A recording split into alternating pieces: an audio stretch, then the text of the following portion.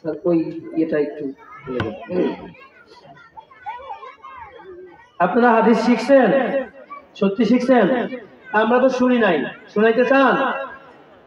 আপনি হাদিস বলবেন, আপনারা অর্থ বলবেন, আবার হাদিস বলবেন, এ অর্থ বলবেন, তাহলে দুইটাই শোনা হয়ে গেল, ঠিক কিনা কাকা? ঠিক আছে, এখন আমাদের সামনে হাদিস, আপনাদের সামনে হাদিস উপস্থাপন করবে।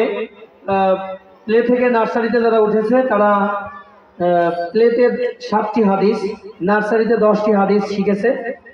অল্প 2-4টা হাদিস আপনাদের সামনে পেশ করবে। এরপরে হাতের লেখা আছে, জানাজা আছে, আর একটু সময় লাগবে, এই জন্য আর বেশি কথা বলতেছি না। আপনারা এখন প্রদর্শনী দেখেন।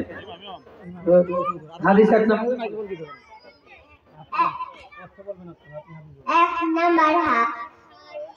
আপনাদের অর্থ বলতে বলছে, হাদিসও বলবে, আপনারা অর্থ বলবেন। এক নাম্বার হাদিস শরীফ قال النبي صلى الله عليه وسلم أخلص دينك يكفيك العمل القليل।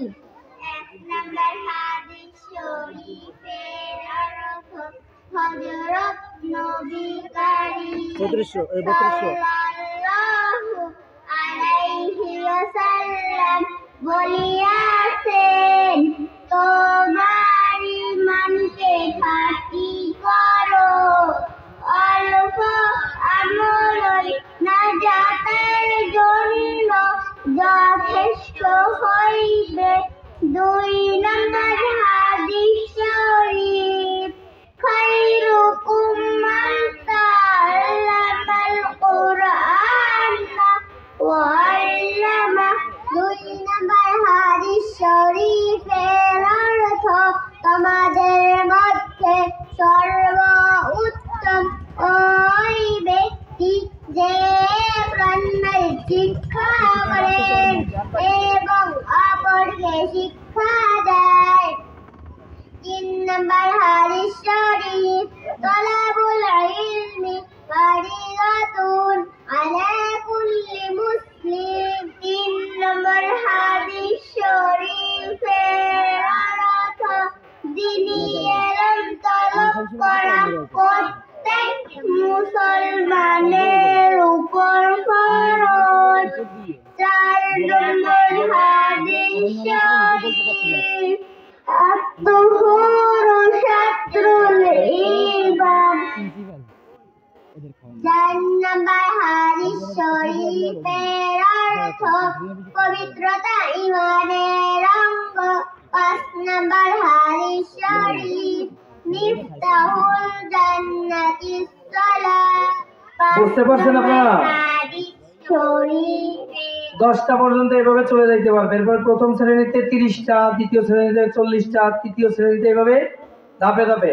আর এই যে নাম্বারগুলো বলেছে, আসলে এটা কোনো কিতাবের নাম্বার নয়, বুঝতে পারছেন?